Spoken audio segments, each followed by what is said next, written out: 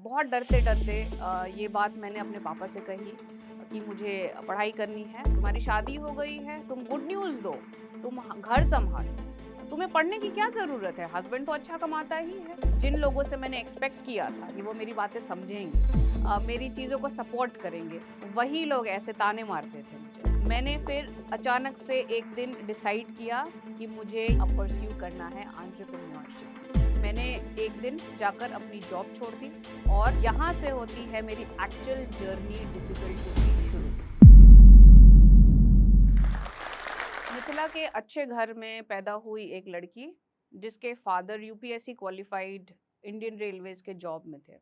उसकी स्कूलिंग बहुत अच्छे स्कूल से हुई है और 10th के बाद उसने अपनी मर्जी से बायो नहीं लेकर के मैथ्स लिया। फर्स्ट अटेम्प्ट में उसने इंजीनियरिंग क्रैक भी किया। उसके बाद उसने आईटी में बहुत अच्छी कंपनी में जॉब भी किया। फिर आई उसकी शादी की बारी। शादी के समय दिमाग में कुछ सपने थे। सपनों के लिए उसे लग रहा था उसके सपनों को कोई समझेगा या नहीं समझेगा। उसने अपने होने वाले हस्बैंड से इस बारे में बात भी की। हस्बैंड ने बहुत अच्छे से अग्री किया और उन्होंने बोला बिल्कुल मैं इसमें तुम्हारा साथ दूंगा। उसने फिर एमबीए किया, कॉर्पोरेट में जॉब भी किया और इसके बाद ड्रीम जॉब में भी गई। अच्छी लग रही है ये कहानी? अब आगे सुनिए। कुछ दिनों बाद वो आई और उसने कहा मुझे नहीं करना है ये क्योंकि मेरे सपने बदल रहे हैं। नमस्कार, ये है मेरी कहानी। मैं हूँ रुचि झा, एक social enterprise I Mithila handicrafts and handloom private limited की फाउंडर और ये है मेरी अजीब सी कहानी। मुझे बचपन से ही बहुत ज़िद्दी कहा जाता था। ज़िद्दी मेरे लिए ये टर्म बहुत डिमीनिंग था। मैं हमेशा सोचती थी कि मुझे ऐसा क्यों कहा जाता है। 10th के बाद जब बारी आई मैथ्स और साइंस या कहिए बायो लेने के लिए, तब मैंने डिसाइड किया कि मुझे मैथ्स लेना है। ऑल्दो मेरे पापा ने मुझे बोला कि तुम बायो और मैथ्स दोनों ले लो क्योंकि तुम्हारे बहुत अच्छे मार्क्स आए हैं। तब मैंने अपनी ज़िद्दी नेचर को सबसे पहले रिवील करते हुए कहा मुझे नहीं लेना है बायो और मैं मैथ्स करूँगी। इसके बाद मेरी जर्नी शुरू हुई मैथ्स के साथ। 12th के बाद मैंने फर्स्ट अटेम्प्ट में इंजीनियरिंग एंट्रेंस क्रैक किया। उसके बाद फिर मैंने इंजीनियरिंग भी करी। मैंने आईटी में नौकरी भी करी। आईटी की मेरी जर्नी थी, वो भी बहुत अलग थी, क्योंकि मैंने इलेक्ट्रॉनिक्स एंड टेलीकम्युनिकेशन से इंजीनियरिंग करा हुआ है और आईटी में सॉफ्टवेयर या कोडिंग कराई जाती है, उसका मुझे कोई नॉलेज नहीं था। मैंने जब मुझे नौकरी लग रही थी, मैंने एग्ज़ाम दिया और इंटरव्यूअर के पास मैंने साफ-साफ बोला मुझे कोडिंग नहीं आती है। लेकिन क्योंकि मेरे नंबर सबसे ज़्यादा आए थे उसके रिटन एग्ज़ाम में, इंटरव्यूअर ने मुझे ले लिया और मैंने ये चीज़ कि मुझे कोडिंग नहीं आती है, कभी इसको बैरियर नहीं बनने दिया। 6 महीने में मैंने बहुत मेहनत करी और मैंने सोचा कोडिंग में है क्या ऐसा जो मैं नहीं कर सकती हूँ। मैंने 6 महीने में कोडिंग सीखी, दिन-रात बहुत मेहनत करी, लोगों की बहुत बातें सुनी, बॉसेस की बहुत बातें सुनी, जो चीज़ नहीं आती थी खुद सीखने की भी कोशिश करी और 6 महीने के अंदर मैंने अपना पहला कोड लिखा, सॉफ्टवेयर कोड लिखा मैंने। वो समय था जो मेरे लिए लाइफ़ का टर्निंग पॉइंट बन गया, क्योंकि उस समय मुझे ये कॉन्फिडेंस आ गया था कि कोई भी काम ऐसा नहीं है, जो मैं अब नहीं कर सकती हूँ, क्योंकि मैंने कोड करना सीख लिया था। 25 की हो गई, शादी के अलायंसेस आने शुरू हो गए। दिमाग में लेकिन एक सपना था। सपना ये था कि मुझे आगे पढ़ना है, मुझे एमबीए करना है। लेकिन हमेशा डाउट होता था कि लोग मेरे सपने को समझेंगे या नहीं। फिर बहुत डरते-डरते ये बात मैंने अपने पापा से कही कि मुझे पढ़ाई करनी है और जो कि नॉर्मली होता है सोसाइटी में, अरेंज मैरिज में आप फैमिलीज़ देखते हैं और लड़के-लड़की की शादी हो जाती है। इस बार भी मैंने कहा ऐसा नहीं होगा। मैंने अपने पापा से बात करी और मैंने कहा पापा को कि पापा मुझे पहले लड़कों से बात करनी है। मुझे उनको बताना है कि मैं क्या चाहती हूँ ज़िंदगी में। मुझे ये समझना है कि वो क्या चाहते हैं, उनकी एक्सपेक्टेशंस क्या है। पापा ने मेरे बहुत क्लियरली कहा और ईगरली भी कहा कि ठीक है, तुम्हें जो ठीक लगता है तुम वो करो। मैंने 3-4 लड़कों से बात करी और जो टिपिकल मेल मेंटालिटी होती है लोगों की कि आपकी शादी हो चुकी है तो आप घर सँभालेंगे, आप अपने बच्चे सँभालेंगे। वैसे लोग ही मिले मुझे। एक बहुत इंटरेस्टिंग स्टोरी बताना चाहूँगी मैं आपको। एक लड़का मिला मुझे जो जिसे लगता था उसके पास बहुत पैसे हैं, वो मुझे फ़ोन करके ये बोला करता था कि तुम मुझे सुबह फ़ोन करो, दोपहर को फ़ोन करो, शाम को फ़ोन करो, क्यों नहीं फ़ोन करती हो? तुम ऑफ़िस में काम करती हो तो क्या मेरे लिए टाइम नहीं निकाल सकती हो? एक मेल ईगो, ये टर्म सुना है क्या तुमने? मैं बहुत ही सरप्राइज़ थी ऐसे लोगों को देख कर के, क्योंकि पहले मैंने कभी एक्सपीरियंस नहीं किया था इन सब चीज़ों को। फ़ॉर्च्यूनेटली उसके बाद मुझे अभिषेक मिले, जो मेरे अभी हस्बैंड हैं। उनसे मेरी बात हुई। 2-3 बारी बातचीत करने के बाद मैं समझ गई कि इनकी और मेरी फ्रीक्वेंसी काफ़ी हद तक मैच कर रही है। हमने मिलने का डिसाइड किया। उस समय मैं पूना में रहती थी। वो आए, बॉम्बे से आए, और मुझे आज भी क्लियरली याद है कि हम मैकडॉनल्ड्स में मिले। मैकडॉनल्ड्स में मैं गई, वो पहले से बैठे थे, और मुझे उनका ये जेस्चर बहुत अच्छा लगा कि उन्होंने मेरे लिए पहले से खाना ऑर्डर करके रखा हुआ था। उसके बाद हमारी बातचीत शुरू हुई। बहुत ऑनेस्ट बात हुई, बहुत ओपन बात हुई, जो कि शायद वो एक्सपेक्ट कर नहीं रहे थे। मन में जो सपना था, दिमाग में जो चीज़ चल रही थी कि मुझे आगे पढ़ना है। मेरी जीमैट की तैयारी चल रही थी, लेकिन मुझे समझ नहीं आ रहा था, मैं उनको बताऊँ कैसे? लेकिन मैंने डिसाइड किया कि अगर मैं किसी के साथ अपनी ज़िंदगी बिताने वाली हूँ, उनके साथ रहने वाली हूँ, तो मैं उनको कैसे अंधेरे में रखूँ? ये मेरे साथ और उनके साथ, दोनों के साथ ही बिल्कुल गलत होगा। मैंने उनको बताया कि मैं पढ़ना चाहती हूँ, मैं जीमैट की तैयारी कर रही हूँ, मुझे आगे पढ़ाई करनी है, और मैं बैठ कर के उनके जवाब का वेट करने लगी। उन्होंने मुझे बोला कि हाँ, हाँ, बिल्कुल, हमारे घर में तो सभी पढ़ते हैं और हमें हमें सबको बहुत खुशी होगी कि तुम भी आगे पढ़ाई करो। मैं सुन के बहुत खुश हुई, और ये बात जाकर के बताया मैंने अपने पापा को।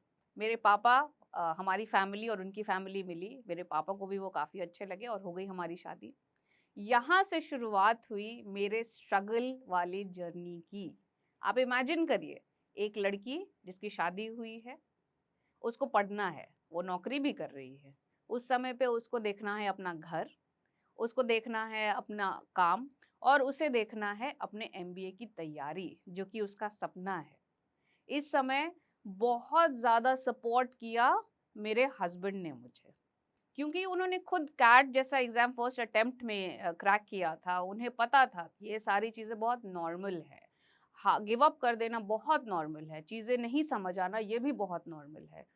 उन्होंने मुझे बहुत इस चीज़ में हेल्प किया कि सिर्फ़ पढ़ने से ही नहीं होगा, सिर्फ़ मेहनत करने से ही नहीं होगा, तुम्हें बनानी पड़ेगी एक स्ट्रैटेजी, जो कैट जैसे डिफ़िकल्ट एग्ज़ाम को क्रैक करने में तुम्हारी हेल्प करेगी। सो ये जो सारा स्ट्रगल था, जो मेरे हस्बैंड की और मेरी मेहनत थी, ये रंग लाई, और मुझे देश के 2 बहुत अच्छे कॉलेजेस से कॉल आया एमबीए का। एक बैंगलोर में था। पहला कॉल क्योंकि बैंगलोर था, हम बहुत खुश थे कि बैंगलोर में हो गया है, मेरी मेहनत सफल हुई है और अब मैं बी स्कूल में एमबीए कर सकती हूँ। अ, मेरी खुशी का ठिकाना तो नहीं था, लेकिन इस समय भी लोगों ने बोलना शुरू किया कि तुम्हें बैंगलोर क्यों जाना है? तुम्हारे हस्बैंड का क्या होगा? तुम्हारा हस्बैंड तो बॉम्बे में है। तुम क्या बॉम्बे में अब फिर से नहीं आ सकती हो? कहने को ये चीज़ें इतनी आसान लगती थी कि आप क्या समझ भी पा रहे हैं कि एमबीए या कैट क्रैक करने में कितनी मेहनत लगती है, कितना स्ट्रगल लगता है। बस आपने तो बहुत आसानी से कह दिया कि भाई तुम बैंगलोर नहीं बॉम्बे आ जाओ। फॉर्च्यूनेटली भगवान उस टाइम पे भी मेरे साथ थे। दूसरा जो मुझे कॉलेज मिला, वो मिला केजे सोमाया बॉम्बे में ही, और मैं आ गई बॉम्बे। आपको तो लग रहा होगा कि मेरी लाइफ बहुत अच्छी हो गई, मैंने सबको ही खुश कर दिया, सब मुझे शाबाशियाँ दे रहे होंगे कि अरे वाह! तुम आ गई बॉम्बे और लाइफ बहुत ईज़ी हो गई होगी। आप बिल्कुल गलत सोच रहे हैं। यहाँ से होती है मेरी एक्चुअल जर्नी डिफ़िकल्टी की शुरू। एक लड़की को जब उसका घर और फुल टाइम 2 इयर्स एमबीए सँभालना होता है, आप इमेजिन भी नहीं कर सकते हैं, कितना मुश्किल होता है। उस टाइम पे भी लोगों की बातें मैं सुनती रहती थी। क कॉपी किताब लेकर के तुम कहाँ जा रही हो? तुम्हारी शादी हो गई है, तुम गुड न्यूज़ दो, तुम ह घर सँभालो। तुम्हें पढ़ने की क्या ज़रूरत है? हस्बैंड तो अच्छा कमाता ही है। बहुत बुरा लगता था ये सब सुन कर के। जब मैं ये देखती थी कि जिन लोगों से मैंने एक्सपेक्ट किया था कि वो मेरी बातें समझेंगे, मेरी चीज़ों को सपोर्ट करेंगे, वही लोग ऐसे ताने मारते थे मुझे। एमबीए हो गई पूरी, उसके बाद मैंने नया जॉब लिया। जॉब जो था वो मेरे ड्रीम जॉब की तरफ पहली सीढ़ी थी।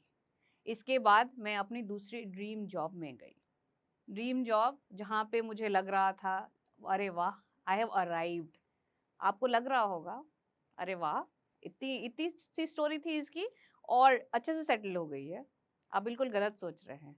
यहाँ से एग्ज़ैक्टली मेरी नई स्टोरी शुरू होती है। मैंने फिर अचानक से एक दिन डिसाइड किया कि मुझे ये ड्रीम जॉब नहीं करनी है, मेरी ड्रीम्स बदल रहे हैं और मुझे अब परस्यू करना है एंटरप्रेन्योरशिप। लोगों ने सोचा फिर से पागल हो गई है ये लड़की। लोगों ने बोला कि अगर तुम्हें सामान ही बेचना था तो तुमने एमबीए करने में पैसे खर्च किए क्यों? लेकिन मेरे दिमाग में तो कुछ और ही चल रहा था। मैं सोच रही थी, अरे भाई करके तो देखे, है क्या इसमें? फेल भी होंगी तो ट्रेमेंडस लर्निंग होने वाली है। मैं एक जर्नी पर निकल चुकी थी जो एंटरप्रेन्योरशिप की जर्नी थी। आई मिथिला का बीज मेरे दिमाग में आ चुका था। अब चीज़ें फॉर्मुलेट होने के लिए तैयार थी। मैं उस जर्नी पे आगे बढ़ने के लिए तैयार हो चुकी थी। तो मैंने एक दिन जाकर अपनी जॉब छोड़ दी और मैंने स्टार्ट किया ये जर्नी आई मिथिला का। एंटरप्रेन्योरशिप की जर्नी मेरी आसान नहीं थी। मेरा कोई बैकग्राउंड नहीं है, कोई इंफ्रास्ट्रक्चर नहीं था। मैं थी और सिर्फ था मेरा आइडिया, अलॉन्ग विद मेरे सपोर्टिव हस्बैंड और मेरे सपोर्टिव फादर। अब थोड़ी स्टोरी जानते हैं, ये आई मिथिला मैंने शुरू किया क्यों? एक बार की बात है, मैं ड्यूरिंग मेरा कॉर्पोरेट जॉब मैं गाँव गई, अपने गाँव गई और वहाँ मैंने काफ़ी सारे आर्टिस्ट से मैं मिलने का मुझे अवसर मिला और इसी टाइम पे मैं मिली द ग्रेट दुलारी देवी से, जो कि पद्मश्री अवॉर्डी भी रह चुकी हैं। उनके साथ एक बहुत बेहतरीन कॉन्वर्सेशन हुआ मेरा, जो मैं आपके साथ शेयर करना चाहती हूँ। मैं उनसे बात कर रही थी और बातों-बातों में उन्होंने मुझे कहा, "बौआ की कहू हम, अतः तो लोग सब अबै छथिन, दिल्ली और बाकी सब जगह से अबै छथिन, हमरा सबसे पेंटिंग लऽ लै छथिन और कहै छथिन जखन बिकेतौ तखन हम पैसा देबौ तोरा। लेकिन ओ कहियो नहि होइ छै। कहियो काल तऽ इहो होइ छै जे कहै छथिन जे पेंटिंग भुला गेलै, पेंटिंग बिकबे नहीं कैल, पेंटिंग खराब भ गेलै। आब कहियो हम सबके तऽ एते पैसा लगै छै, एते काज करऽ में एते मेहनत लगै छै और ओकरा ओ कहै छथिन जे भुला गेलै। ये सुन कर के मुझे लगा ऐसा कि ये जो बिज़नेस मॉडल है, जो ट्रेडिंग वाली चीज़ है, इसको हम शायद थोड़ा ट्वीक कर सकते हैं, जो कि आर्टिसंस को फ़ेवर करे। हमने क्या किया, हमने ट्रेड में ना जा कर के हमने मैन्युफैक्चरिंग, खुद के आर्टिसंस रखे, जो टियर 2 आर्टिसंस थे, उनसे हम सामान ले लेते थे अपफ्रंट पेमेंट करके कि उन्हें ये ना लगे कि ये आदमी चला जाएगा और मुझसे फिर काम नहीं कराएगा या ये आदमी पता नहीं क्या करने आया है, क्योंकि इनके जैसे तो हज़ारों लोग आते हैं यही काम करने के लिए, ट्रेड करने के लिए। यहाँ पे हमने अपने बिज़नेस मॉडल को इस तरीके से ट्वीक किया कि जिससे आर्टिसंस को भी फ़ायदा हो और हमें भी फ़ायदा हो। सो 2015 में मार्केट रिसर्च हो गई, सारे लोगों से बातें हो गई।